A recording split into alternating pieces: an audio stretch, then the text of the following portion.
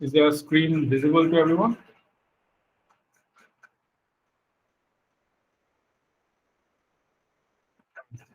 Great. Yes. Right. So as I was saying, although the topic says null space, but as you guys have been used to by now, we are going to talk about null space in the later half of the lecture today. We're going to continue talking about linear maps. Okay. So we had 9 examples last time, starting with something very mundane and trivial, and continuing to projection maps, which are definitely very interesting and geometrically very, very relevant. So here's the next one in the list, which is differentiation. And I want to convince you that the differentiation map that you have seen, now let's say restrict differentiation to the space of polynomials of degree at most n. Remember, our notation PNR is reserved for the vector space of polynomials with real coefficients of degree at most n. So D is for differentiation. It's a map from PNR to PNR. Why? Because differentiating a polynomial of degree D gives you a polynomial of degree D minus 1. Okay?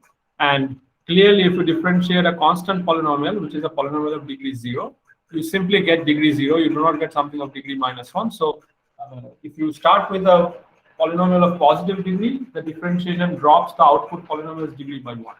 So it's still a well-defined map, PNR to PNR. Okay? And that's the definition. P goes to P prime. And it's clear that if I add two polynomials and then differentiate, that's the same thing as differentiating them and then adding. And that simply says that D is, D is additive. So D of P plus Q is dP plus dQ. Okay.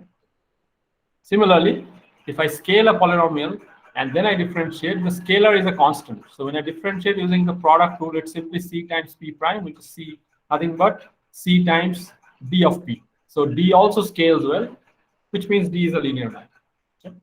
So there's an easy example, and this is, you have dealt with differentiation since high school, but this is just to put things in perspective. The differentiation as a map from some collection of functions to a collection of functions, appropriately chosen, is an example of a linear map.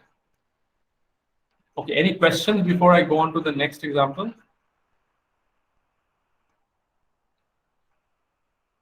All right.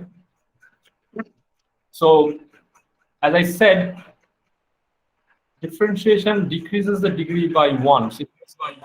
Sir. Yeah. Sir, it is a mundane point, but the analytic properties are pre-assumed to be true, right, in this case? Well, so the analytic process here means if you add two functions and then differentiate, by definition, you can check it that it's a sum of the derivatives. And then if you take C times F, the derivative of C times F is CF prime. So those are only things we're using here. Yes. I mean, other than that, there's nothing much we're using regarding analysis. I mean, polynomials are pretty straightforward things. They're built out of monomials, finitely many added up. So you don't need to know much of the calculus apart from knowing that derivative of x to the n is x to the n minus 1. But that's all I need here, really. So does that answer your question? Okay, sir. Yeah, so the remark is that you might as well say that why do I need the codomain to be PNR? Why not Pn minus 1R? Certainly, because the differentiation drops the degree by 1. You can definitely think of D as a map from PNR to Pn minus 1 apart, in which case the domain vector space is different, the codomain vector space is different. That's fine. You can certainly do that because so differentiation lowers the degree by 1. And of course, you have to set P minus 1, whatever this thing is. P minus 1 does not really make sense, but you have to set it to be 0 because otherwise, as I said, if you take the constant polynomials, P0R, when I differentiate, it must go to P minus 1, whatever P minus 1 is. But P minus 1 is not even defined. So I just have to, by hand, set it equal to the trivial vector space of polynomials, namely consisting of only the 0 polynomial. And then everything works out. But it's just a minor point. In general, you can consider D as a map from Pn to Pn or Pn to Pn minus 1. Either one works. It's still a linear map. Okay. So here's one specific thing you can check, and this is practically what what we'll be using moving forward. Suppose I have two linear maps, T1 and T2. Both their domains of definition are V. Both their codomains are W. So T1 and T2 are both maps from V to W. They just happen to be linear maps.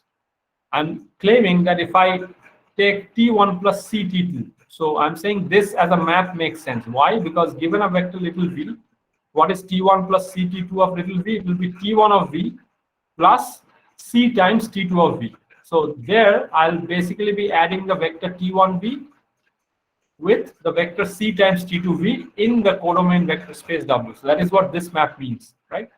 Capital T1 plus C capital T2 is an actual map. And I'm claiming that it's a linear map. And that's just by using T1 and T2 are linear, right? Yeah, exactly. It's true. But a lot of the exercises I'm assigning are actually, in hindsight, very easy or maybe even obvious. But since it's for the general audience, and for some of you, maybe it's immediate. For some of you, maybe you have to write down and then you say, aha, it's immediate. But you should just be able to do them one way or another, okay? So the point is, this is So the C belongs to W, right? The C? No, C is a scalar. C does not belong to W. It's, okay. C okay, cannot, both the... yes, C cannot belong to W. I cannot multiply things in a vector space, right?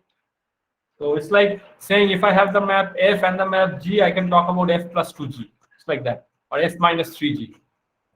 So here, instead of F and G, we talk about linear maps. And then you can scale a linear map by C and then add it to another linear map. The resulting map is again a linear map from same domain to codomain. So this is something very easy to check. Check the additivity property, check the scaling property. And those follow because T1 and T2 themselves satisfy additivity and scaling. But this will be useful, so I just wanted to throw it here at this point. Okay. All right. Any questions with the example or with the exercise?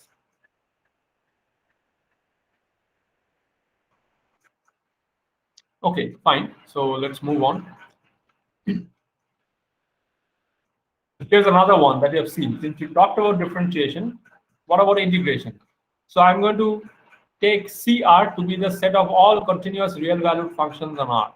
Okay.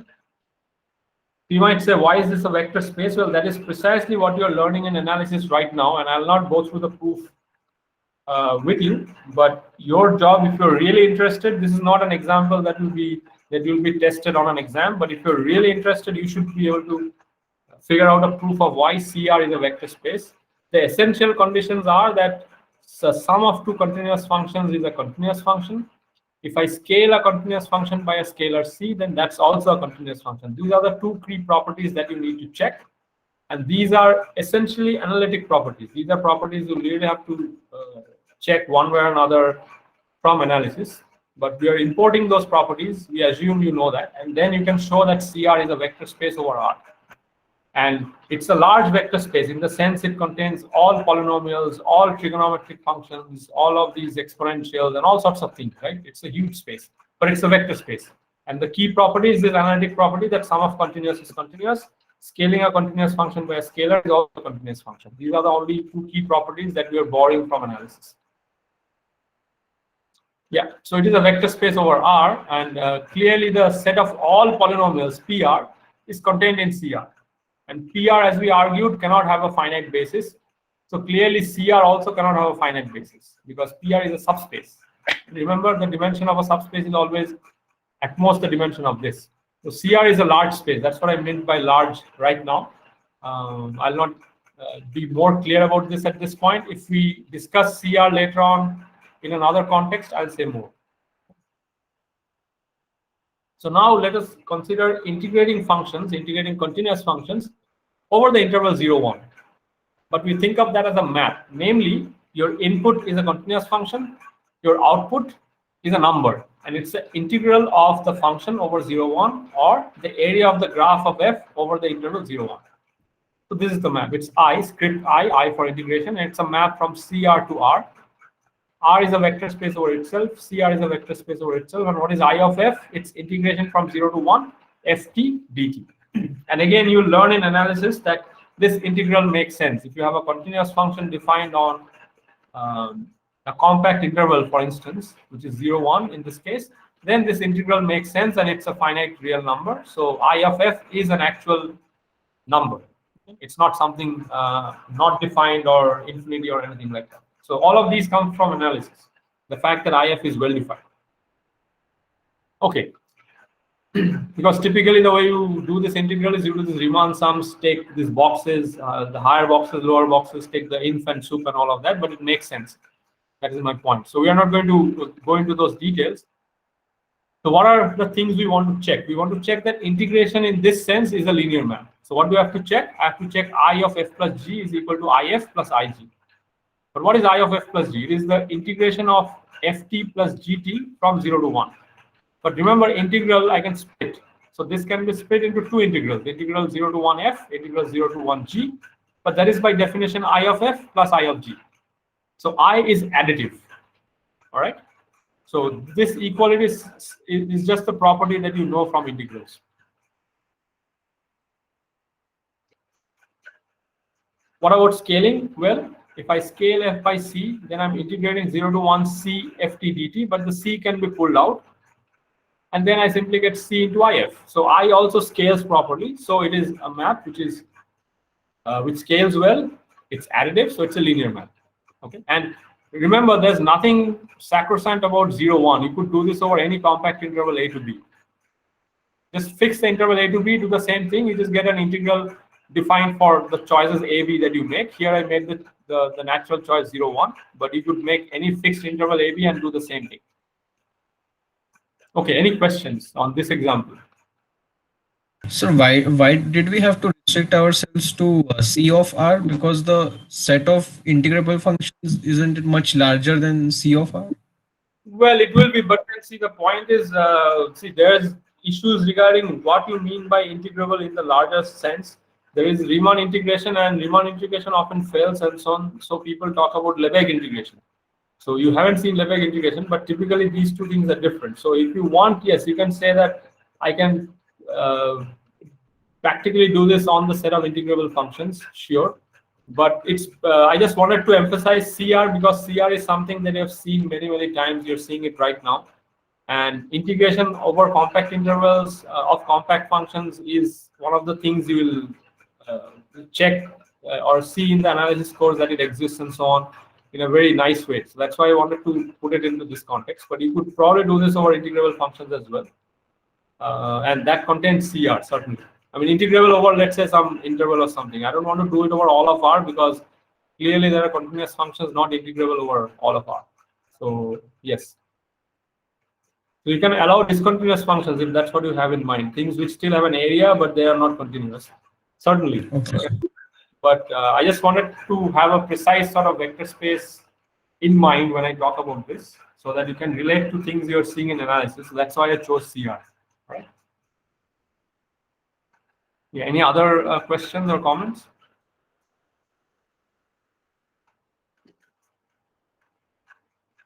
Okay. So, all right, I'll do two more. So we have done differentiation, we have done integration. So let's look at this integration map. So here what we did is sort of like, like an absolute integration area under the curve kind of thing. But you can imagine integrating this from 0 to S. S is a fixed but arbitrary parameter. So then the output is going to be a number depending on S. In particular, the output is actually going to be a function of S, right? So let's do that, integrate from 0 to S, but now restrict ourselves to PR. So let's look at this particular integration, which is not the same as the last slide, but I'll still call it I. Hopefully it's clear in the context. Px goes to integral pt dt from 0 to x. So I'm taking this polynomial, okay, polynomial has an indeterminate x. I'm integrating the polynomial from 0 to x. And I'm claiming this is another polynomial in x.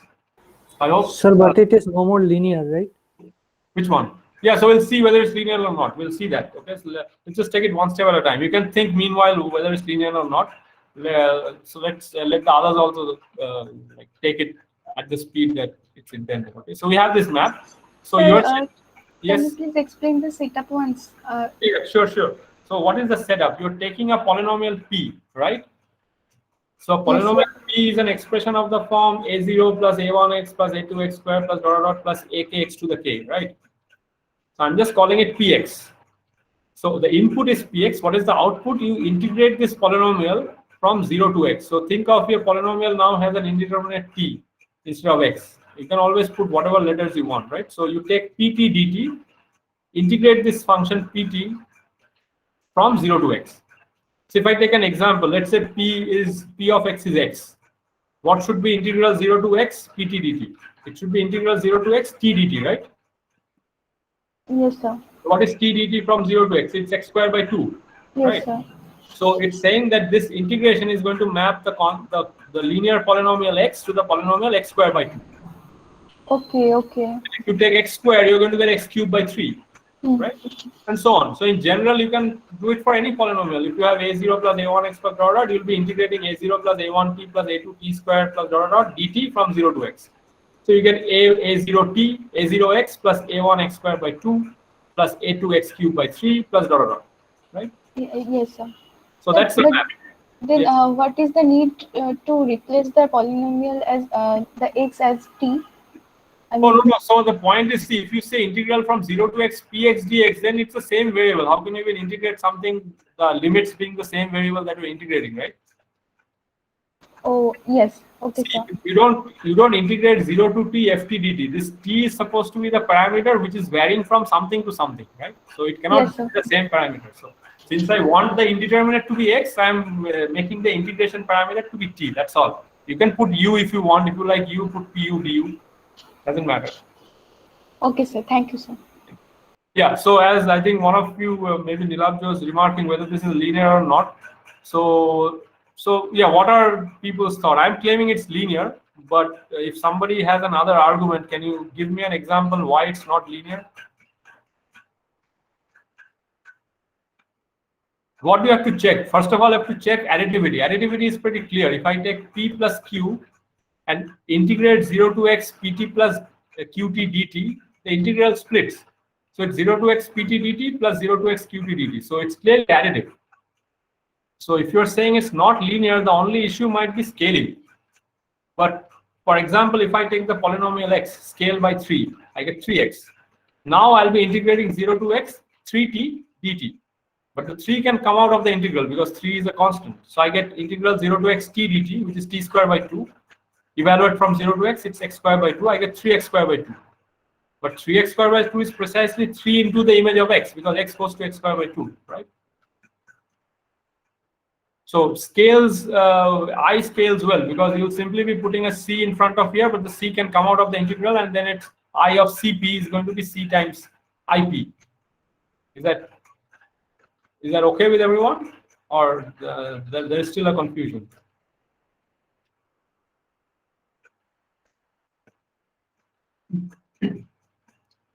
Sir, isn't the can we say the map is I mean, instead of the integral, because we are on p of r in this scenario, so can we not say it that for each of the x, if the input is x, then the map I is just multiplication by x by 2. So if the input is x squared, then the map is multiplication by x squared by 3. So in that manner, multiplication is x by 3, sure, but that wouldn't work for a general polynomial. If I give you a general polynomial, you cannot claim that the integral is a multiplication by another polynomial. It's not, right? okay. Because the multiplication is not happening by a common thing. For x, it's x by 2. For x squared, it's x by 3. It's simply because how antiderivatives work, or integral works. But that is not the point. I mean, not the fact that each monomial gets multiplied to something. I mean, my point is this is something very, very natural that you have seen in analysis. And all I'm trying to emphasize is this is a linear map. The linearity is inherent in the way integrals behave. I mean, it has nothing to do with linear algebra, so to say. The integral of sum is the sum of the integral, and if you scale what you're integrating, the scalar comes out. These are the only two properties you are using to deduce that I is a linear map. The fact that it lands inside P of R is simply by construction that when you integrate a polynomial, you get a polynomial in this sense. I mean, otherwise, if you take a random function, if you integrate, you may not know where you land. But if you choose polynomials, if you differentiate, you get polynomials. If you integrate in this sense, you still get polynomials. So these are nice maps in this context. Except that here you already noticed that I couldn't have done this for PNR to PNR because this integration raises the degree. I could have defined it as a map from PNR to PN plus 1R, but definitely not from PNR to PNR because x goes to x squared by 2, x squared goes to x cubed by 3. But I can definitely define it as a map from PR to PR because there PR has no bound on what degree it can have. So yeah, but I mean there are variants of this construction. Obviously, I just chose one particular one for PR to PR. So any other questions regarding linearity, or I hope this is clear to everyone that it's linear. All right. Yeah, and as most of you observed by now, if you take I of x to the k, this is simply x to the k plus 1 by k plus 1. This is just the usual antiderivative, right? So you can even sort of see now recall this example. So we said that if P1 and P2 are linear maps, P1 and P2 are linear maps, P1 plus CT2 is also a linear map. So now I can start cooking up lots of seemingly complicated looking maps which are now going to be linear maps. So I can take T1 to be differentiation, T2 to be the integration, and then C to be some scalar like 3 or something, and then I can get a much more complicated map which is now going to be a linear map because it's built out of linear maps up to addition and scaling. So that is what I'm going to apply this exercise to. Okay. So here I'm claiming you look at this map P. I'm calling it P. It's from P2 to P3. So what does it do? It first takes P and it has two components. It adds 2P prime plus 3 into the integral from 0 to x pt dt. So the polynomial P, which is a at most degree 2 polynomial, lands into a sum of two things. 2P prime. 2P prime is a polynomial of degree at most 1. So it lands in P3 certainly. When I integrate 0 to x pt dt, that will have degree at most 3, and if I multiply by 3, the degree doesn't change. So that is also landing in P3. So the output is definitely in P3. So the map is definitely well defined. Can you say why this map should be linear without actually checking that it's linear using whatever we have talked about? It's a linear combination of linear maps. Yeah, so this map is basically 2 times d of p is p prime, plus 3 times I of p, I as defined here, right? And you can deduce from the exercise that not only is T1 plus CT2 linear, any linear combination of linear maps is also linear. So C1 T1 plus C2 T2 is always going to be a linear map for the same reason. So all I've done is taken the linear map D, the differentiation, scaled by 2, taken the linear map I as defined here, scaled by 3, and then taken the combination of them. Because either one of those maps are linear, this map is a linear map. Okay. You just have to check whether it lands in the right domain. So we needed P3 here. We couldn't have put P2 because the integral raises the degree by 1. Okay. I mean, that's the only minor check. Yes. Sir, actually the variable which is on the upper limit of the integral, that one is not changing anything in our sort of in our analysis here. So if it was any arbitrary f of x, something like that in the upper limit, would that also be a linear map in this case? So if it was an arbitrary f of x, then when you integrate 0 to x pt dt, what do you get? So you can just simply do it for x, for example. If you do it for the polynomial px equal to x, you get t dt, integrate from 0 to f of x. That is t squared by 2, right? So you get f of x squared by 2. So then you are saying that your see, the point is that the integration is essentially so the integration can be split. So whenever you're integrating a polynomial, you're from whatever a to b or 0 to x or indefinite and so on. It is practically integrating each of the monomials term by term, and then the scalar comes out, right? That is practically what's making these things linear. The only issue with your suggestion is that if your f of x is something like, let's say, e to the x, okay, just for example, Then the codomain would change, yeah, right? so then the point is, if you take 0 to e to the x t dt, you would get t squared by 2, 0 to e to the x, which is e to the 2x minus 0. So e to the 2x is no longer a polynomial. It will be a smooth Okay. function. It will no longer land in the polynomials, right? But it will still satisfy all the usual additivity, scaling, and so on, because the integral has all these properties, and the differentiation also has all these properties. But that's what I said here. Even here, you couldn't have put P2. You have to put P3 because Okay. this one enlarges the degree. I mean, the first one is fine. You could have put P1 for 2p prime, but P1 wouldn't work for the second linear map. So you have to be careful. Otherwise, you can do it in practice. Yes. Sir, so in that case, we could have, any polynomial in the upper limit will work basically. Yes. You can put instead of x, you can put x squared. Then x will go to like t squared by 2, 0 to x squared. So you get x to the like 4 by 2 or something. That's fine. sir, also if we had any general function, then if we could change our codomain by, I mean, the set of continuous functions, I mean, the space of continuous function, then that would have been fine, right? Yes, sure. You can enlarge your codomain certainly. But as I said, I mean, all of these variants are already there, and these are already there in analysis. You have seen them, you have talked about them. You probably haven't thought of them in terms of linear maps. So I'm just sort of opening up this Pandora's box, so to speak. You can play around with this and see, what fits and what doesn't. But both these maps are inherently linear. I mean, the properties you have been told many times, integration has this, differentiation has this, are practically additivity and scaling, which is what we're emphasizing for an abstract linear map between abstract vector spaces, right? So yeah, so this T is a well-defined linear map because it's a linear combination of D and I. Okay, any questions about this?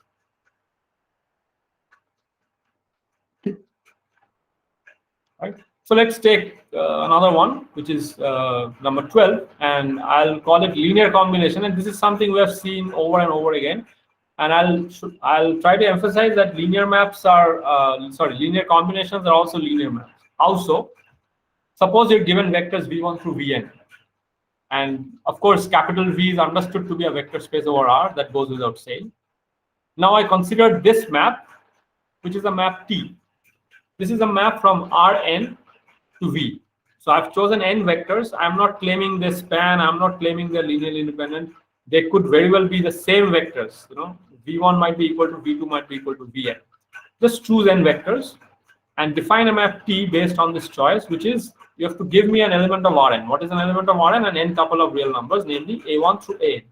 And T of A1 through An is simply going to be scale V1 by A1, scale V2 by A2, all the way up to scale Vn by An, add them up. That's what T does, okay? So very simple, very clear, this is what T does. My claim is that this T is a linear map. So can you see why? So as V is a vector space, thus it is actually well defined. Yes, right. It's well defined. It's closed under addition and scaling, and you have to check on. And it is just a linear combination, so that will be linear also. Yeah, so you have to use all these other axioms that you have in a vector space. That if I add A1 through An plus B1 through Bn, I get A1 plus B1 dot An plus Bn. The output is A1 plus B1 times V1 plus all the way, but A1 plus B1 times V1 is A1 V1 plus B1 V1. And then I can use commutativity, associativity of class and so on and so forth, break things up. So I hope it is clear that this is additive, certainly. Scaling is even easier. If I scale A1 through An with C, what do I get? I get CA1, CA2 up to CAN. If I apply T to that, I get CA1 times V1 dot dot CAN times Bn. But remember, one of the properties of associativity in multiplication is that the C can be pulled out. So it's C times A1 V1 plus all the way up to C times A and Bn. So T scales well and T is additive, and these all follow from the fact that V is a vector space. You don't need anything extra at all. So this is a linear map which you can cook up given any n vectors in V. So is T of Rn, I mean T bracket Rn, this notation, like the image of T, is it the span of V1 to Vn? Yeah, it will be, right? You see, by definition, anything in the span of V1 through Vn, there is some A1 and 2n. So you can simply say that there is a pre-image. And by definition, T lands inside the span of V1 through Vn because it's by construction such an element, right? So you're right. So the image of T is the span of V1 through Vn, and so the image of T is simply a subspace, whatever the span of V1 through Vn is. So if your V1 through Vn was a basis, the image of T would be all of V, right? If it is not a basis, then it's whatever subspace you have, right? Yes. Any other comments or questions?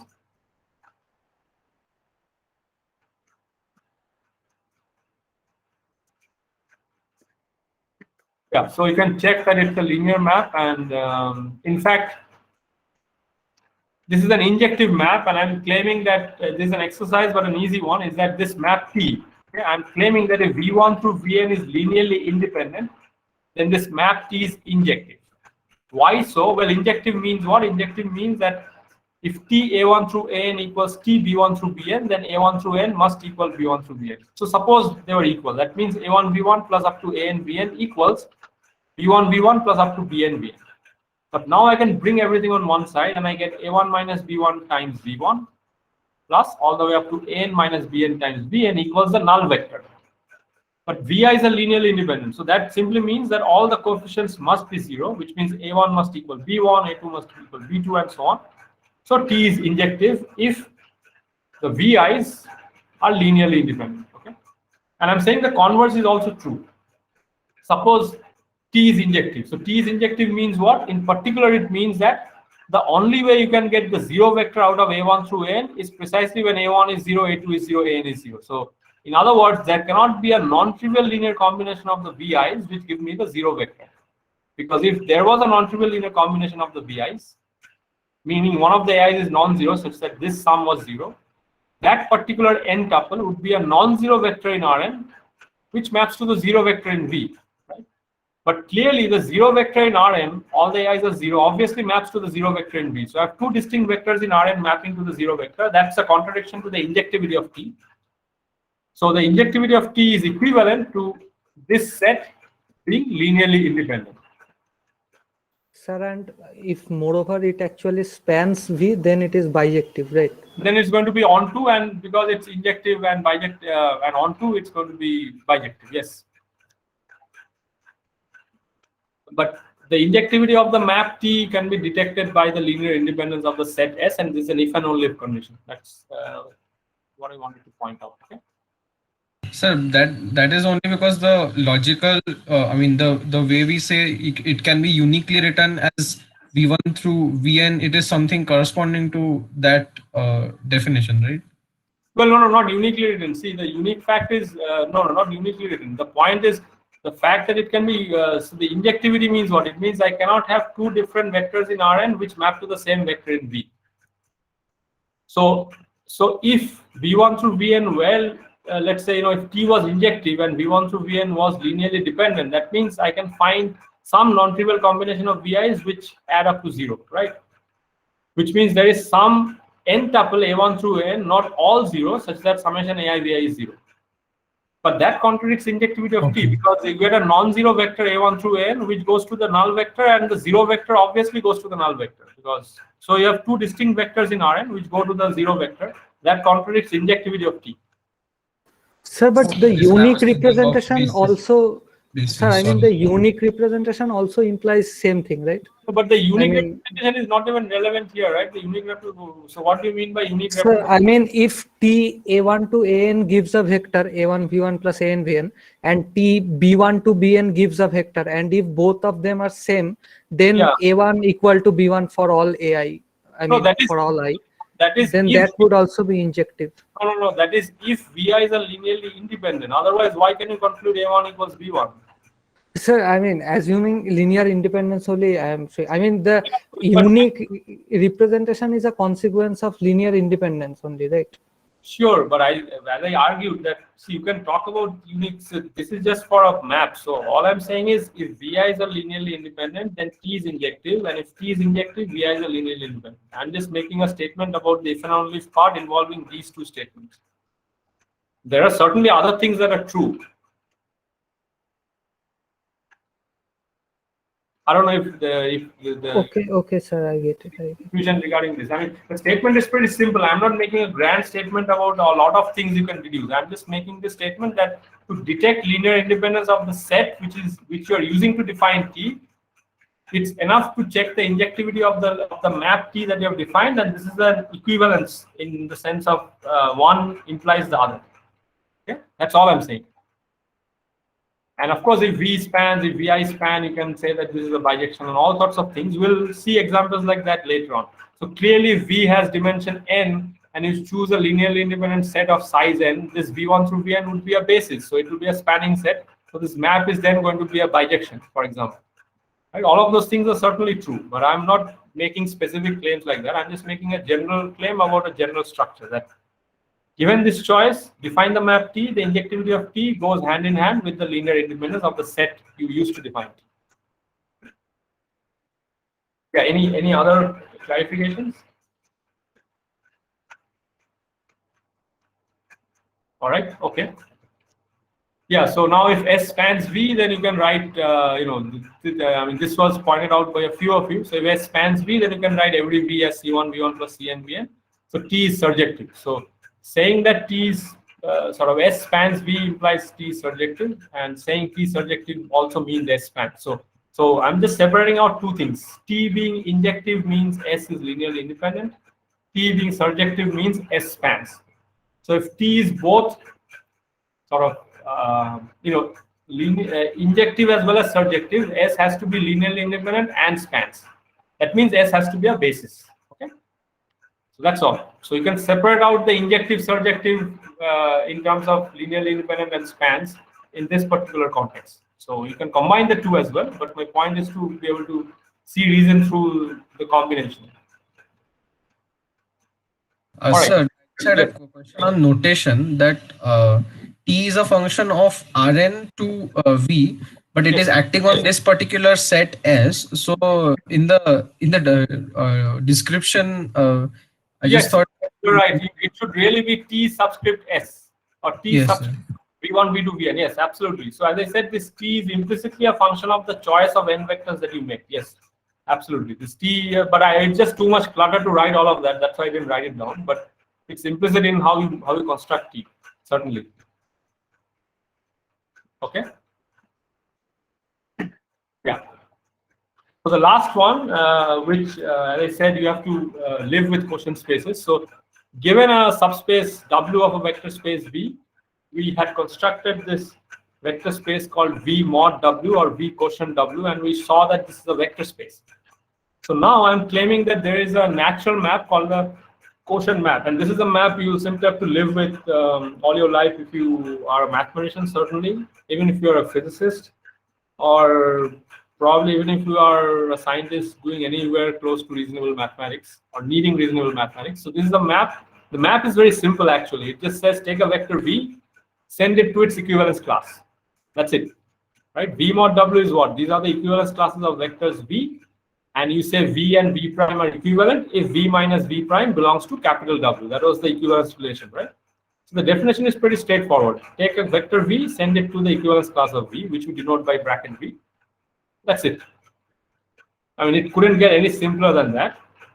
Now the question is, why is this a linear map? Since we put it in the examples, it better be linear. So are there any questions? The way we define the plus, I mean, in quotient space. Okay. So I hope the definition is clear to everyone. So bracket V denotes the equivalence class of little v, and we say little v and little v prime are equivalent if the difference lies in capital W. Okay.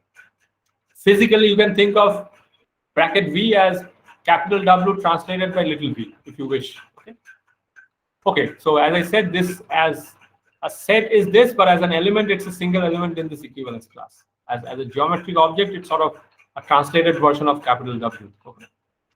So what do you have to check? You have to check additivity. So take Q of V1 plus V2. By definition, this is the equivalence class of V1 plus V2. But remember, the way we defined addition, as was pointed out just now, the addition was defined in such a way that the V1 plus V2, the class is class of V1 plus class of V2, and we had checked that this was well defined. So this is how addition was defined in the quotient space. So this is clearly additive. And there's nothing new to check here. We spent some time checking these things for good measure. What about scaling? Same thing. What is Q of CV? It's the equivalence class of CV, but remember the way we defined scaling, we said C acting on the class of V is defined to be the equivalence class of CV, and the fact that this was well defined now makes us write this equality. And this by definition is C times QV. So Q scales well, Q is additive, so Q is a linear map. So we'll encounter this map a bit later, not right now, definitely not in the next month, but keep this in mind. So this map is always there. Not only is V mod W there, this quotient map is always there from V to the quotient space. So the quotient space is an abstract space. Remember, this is not something which lives in W, lives in V, or lives anywhere else. It's just a space on its own. Okay. Any questions?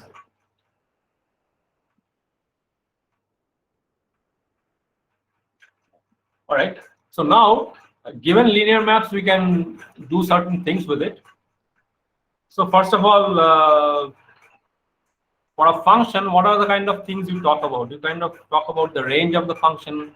You talk about whether the function is injective, right? And things like that. So here, because our maps are linear maps, injectivity has a certain nicer interpretation. Okay. So let's see. So by construction, yeah, so Q is a surjective map, that much is clear, so that doesn't need to be said. So here's the definition. So I want to emphasize two things. One is range, and range is range. It's the same old set theoretic range. There's nothing new here. Null space is what is new here, and I want to talk about it. Null space is also called kernel, by the way. So these are spaces that you can obtain from a linear map. Just give me a second.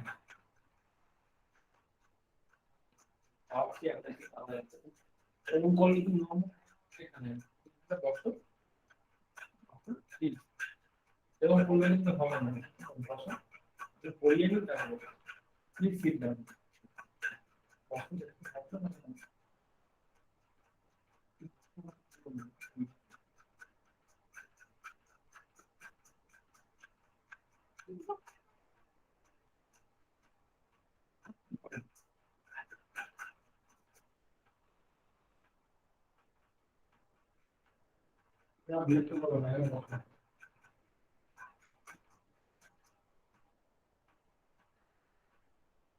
All right, sorry about the interruption. That was my daughter. So we have two linear maps between vector spaces over the same field F. Otherwise, linear map doesn't really make sense. This was pointed out last time as well. Typically, F is R. And so we can consider two things. One is the range, and the range, as I said, is the range. I'll write it down soon. But the other crucial thing is what's called the null space. And this is very specific to linear maps. What is the null space? Well, this is simply denoted by n of t, n for null and t for the linear map. So this is the null space of the linear map T. These are all vectors in the domain which map to the zero vector. That's all. So all vectors which map to zero. Okay. This it's conceivable that this plays an important role because linear maps are much nicer than general maps, and clearly 0 goes to 0. So the null space is non-empty certainly, but it might have other vectors which also go to the zero vector, and we collect all of them, call it the null space of T. And it's also called the kernel of T sometimes. And the set R of T is simply by definition T of V, as V ranges over the domain. And whatever values you can attain by T, you call it the range of T. That's it. Okay? So these two will play an important role for the next couple of lectures. Null space of T, range of T. Okay? So we want to. So n of t is nothing but t inverse of the zero element, right? Exactly. Yes, exactly. Precisely. So t inverse of 0 is precisely by definition all v which maps to 0. So you just call it the null space, and R of t is the image of t. Yes. So n of t is t inverse of 0. Exactly. So our job would be to extract certain properties about these two spaces. We'll see that they are actually subspaces. So n of t is a subspace of V, R of t is a subspace of W, and they happen in different sort of spaces, obviously. By definition, they're defined as parts of V or parts of W. But we'll also connect them in a nice way through what's called the rank nullity theorem. That's going to come maybe in the next lecture. So what is one initial way of thinking about n of t? You should think of n of t as, yes. Can you once again explain the definition? I could not get that actually. No, I couldn't hear you. Definition of which one? The null space and range, sir. I mean the same. Yeah, so the null space is simply all vectors in the domain which map to 0 under T. That's it. So by definition, as was pointed out just now, you can think of the null space as T inverse of 0, all elements which go to 0. So the null space is non-empty because clearly a linear map maps a 0 vector of V to the 0 vector of W. So the null space is definitely non-empty. And the range is just the same old range. I mean, T does not need to be a linear map. You have seen range of a map, right? So range of T is just the range of the map T. Forget linear. Whatever you can hit by T, that's the range. Is that fine? Okay, sir. Sir, then capital V is just a set of vectors, right? It's a vector space. What do you mean set of vectors? Oh, okay. Okay, it's a space. Capital V is a vector space, W is a vector space. I mean, there's no set of vectors anymore. We have gone past that point. We're dealing with vector spaces and maps between them. Right? Okay.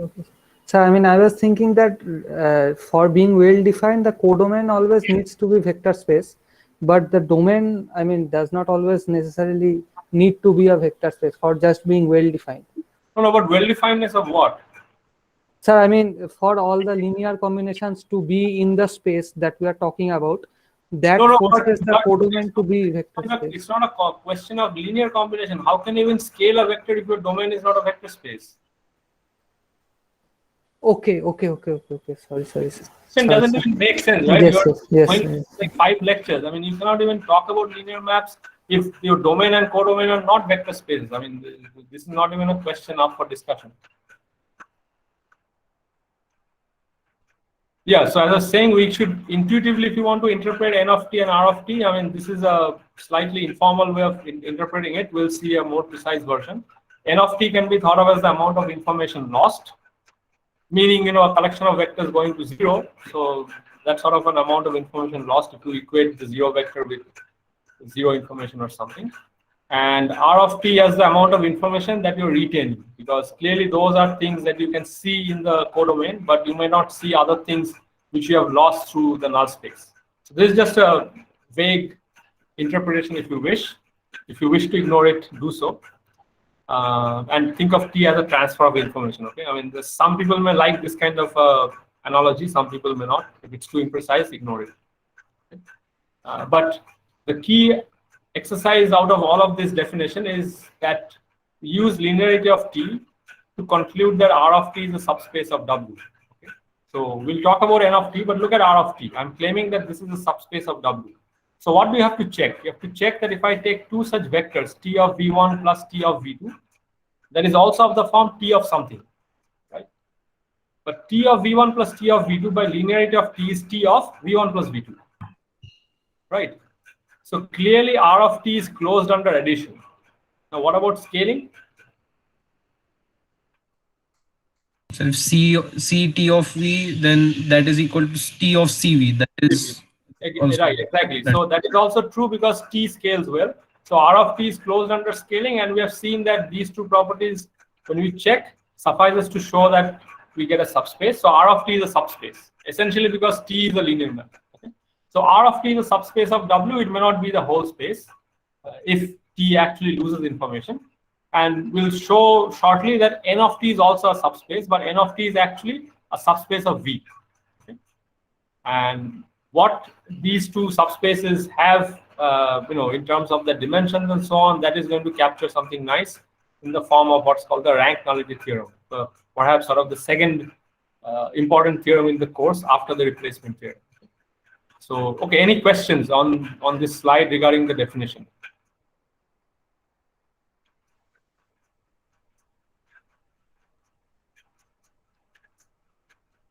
All right.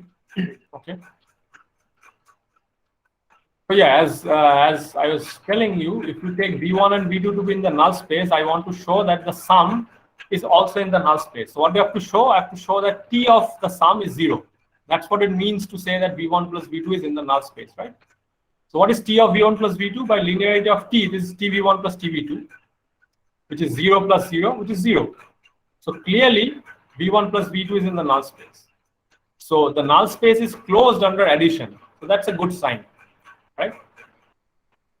So any questions with this line of equalities? All we're using repeatedly is the linearity of T in both cases, in R as well as in N. Okay. Now, what about the scaling part? Well, what is T of CV1? You want to claim that CV1 is in the null space. Look at T of CV1. T is a linear map, so the C pulls out. It's C times TV1. But TV1 is itself the zero vector because V1 belongs to the null space. So C times the zero vector is 0. So CV1 belongs to the null space of T. Right? So we conclude that the null space is actually a subspace of V. And we had seen earlier that the range R of T is a subspace of W. Okay. All right. So I'm going to go back to this example that we had. But before I do that,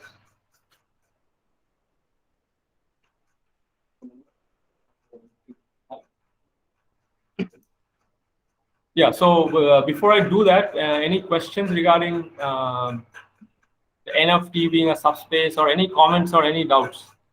Because this is probably something new that you're seeing.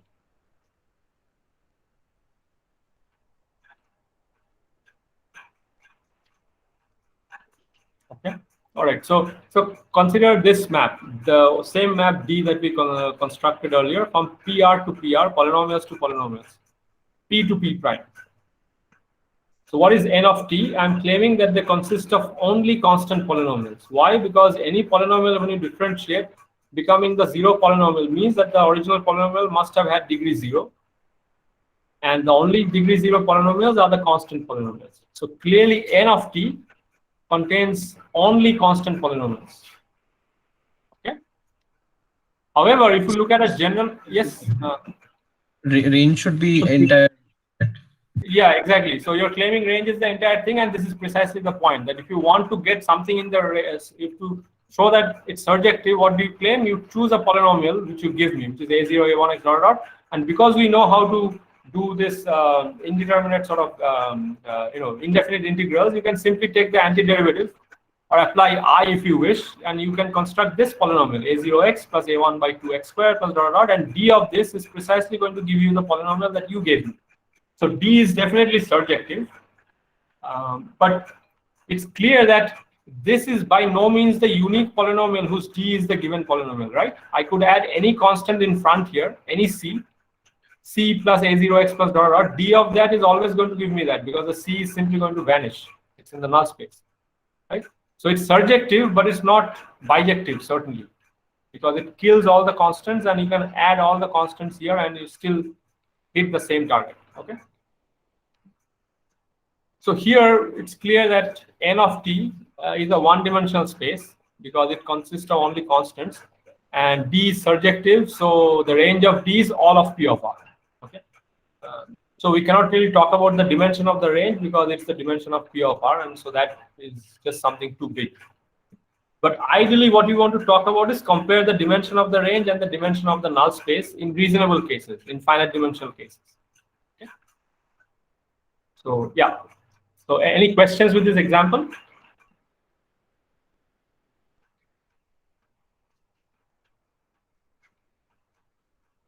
Sir, for this example, what will be the N of T? Yeah. So N of T, just think about it. So what is N of T? N of T contains all polynomials whose, when you differentiate it, should be the zero polynomial, right? So what polynomials, when you differentiate, give you the zero polynomials? Only the constant polynomials, right? Yes, sir.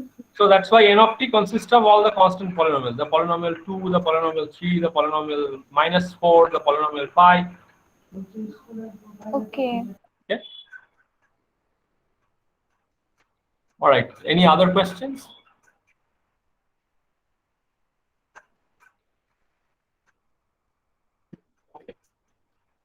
So let me sort of end with this particular thing. So there's a definition related to null space and the range.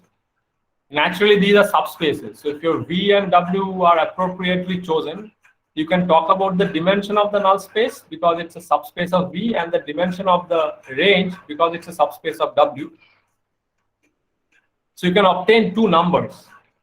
out of these two subspaces in appropriate cases. And these two numbers are important because they're capturing dimensions of relevant subspaces, and you call them nullity and rank. Okay, so that the null space is often called the kernel. So the dimension of the kernel or the dimension of the null space, if it makes sense, is called nullity of the map T. The dimension of the range space is called the rank of the map T. Okay, and this is related to the rank of a matrix. We'll explore that not in this lecture. So it's not called the rank for no reason. Okay. Anyway, so the setup is as follows. You have a linear map from V to W, and assume V is finite dimensional. So then N of T is a subspace of V, and since V is finite dimensional, N of T is also finite dimensional. We proved that using replacement theorem. So dimension of N of T makes sense. It's a number less than or equal to dimension of V. You call that number the nullity of the map T. This number. Okay. Nullity is a number which is the dimension of the null space of T if V is finite dimensional. Okay. That's important. I mean, nullity can be finite dimensional even when V is not finite dimensional. As we saw in the previous example, the nullity was all constant polynomials, which is one dimensional. But in general, to talk about the nullity, you have to know that N of T is a finite dimensional space, which is not guaranteed in general. So assuming V is finite dimensional guarantees that, right? And the rank of T is defined to be the dimension of R of T. So here I want to ask you a question before proceeding. Is it possible that R of T is infinite dimensional? Even if I haven't made any assumptions on W, right? All I've said is V is finite dimensional. So why do I believe that R of T is finite dimensional?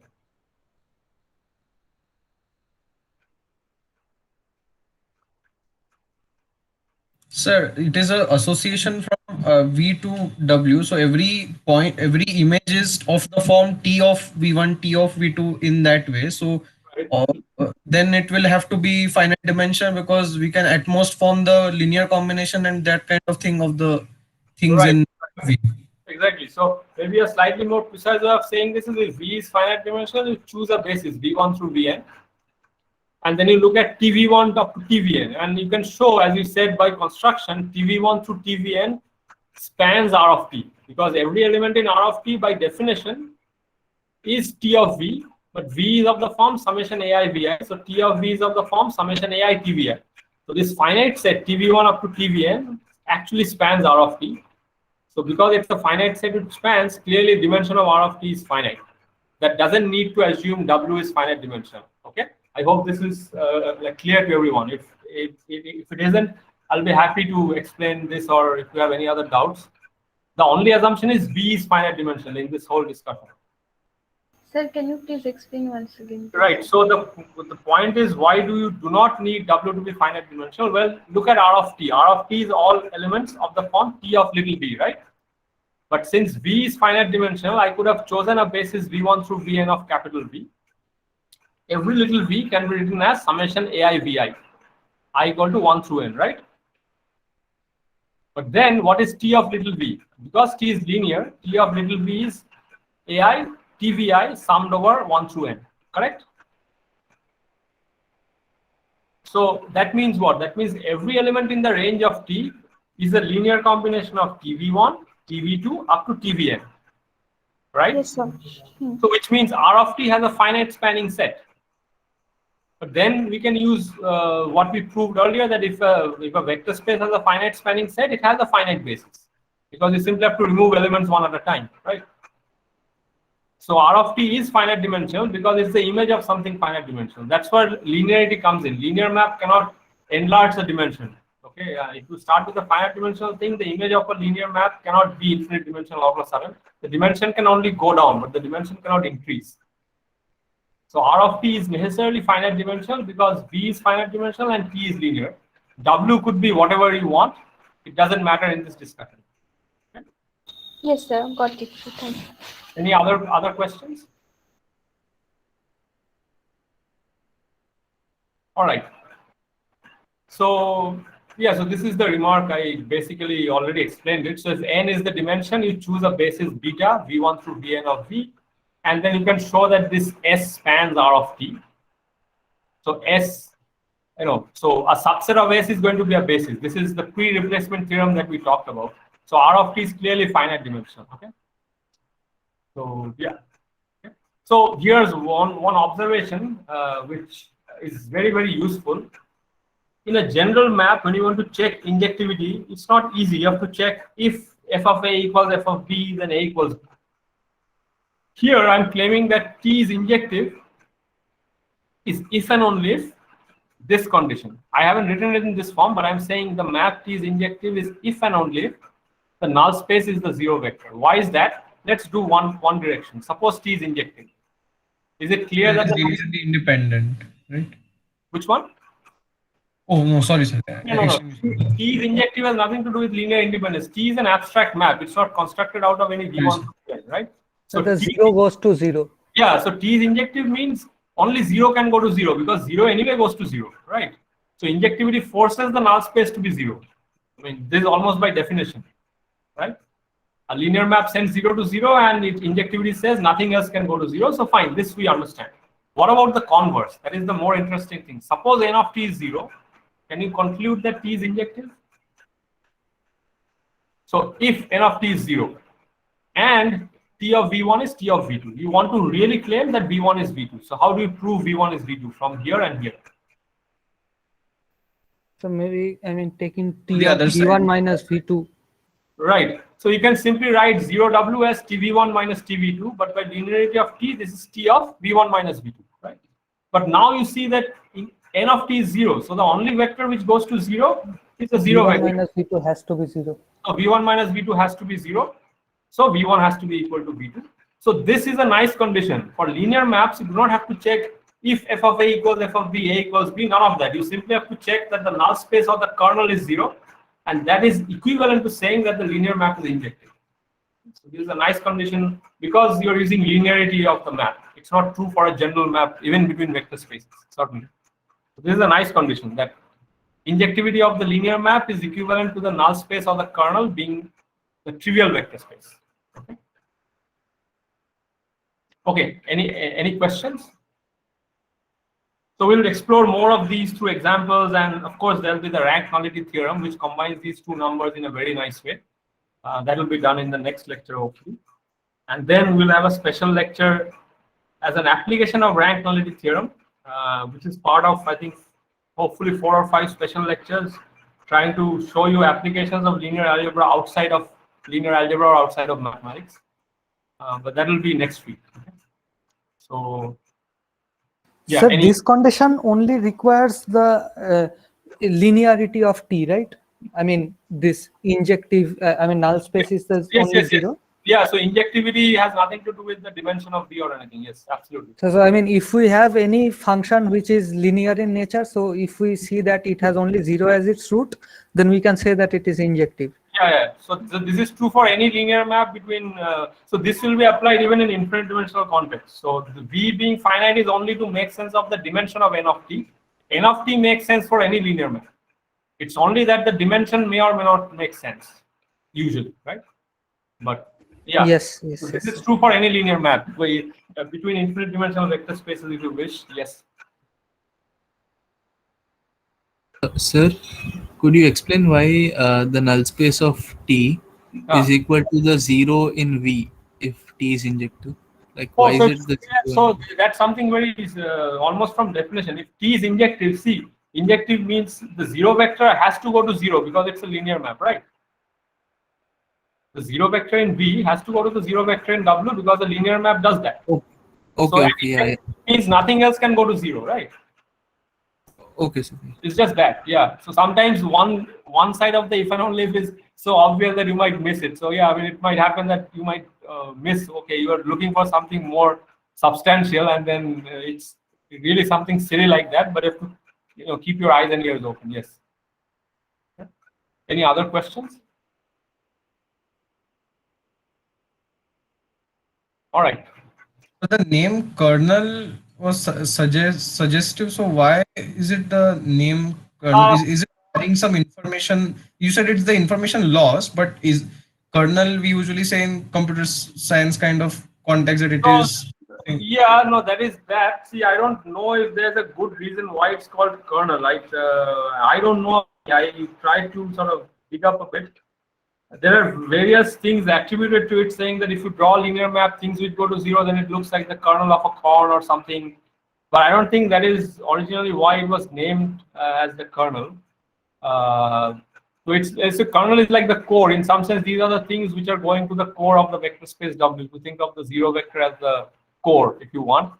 But these are all sort of, in my mind, these are all okay, as if it's like a padding at the end. But I don't think it's philosophically very satisfying answers. I mean, none of the ones that I've seen, and I don't think I could find exact references to either one anyway.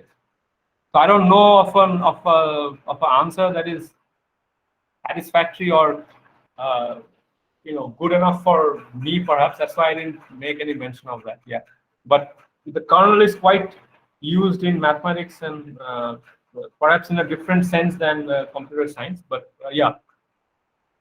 So this null space is also called the kernel of T. Okay. Yeah. Speaking of kernel, so this is what I wanted to end with. So here's a ball. You cannot see anything because the mathematician put the null space in a ball and put it in a microwave. So the question is, why did the mathematician put the null space in the microwave? Any guesses? To get by popcorn, maybe. Yeah, exactly. It's to make popcorn. Null space is kernel, right? So kernel is the diminutive form of popcorn or corn. So to get popcorn.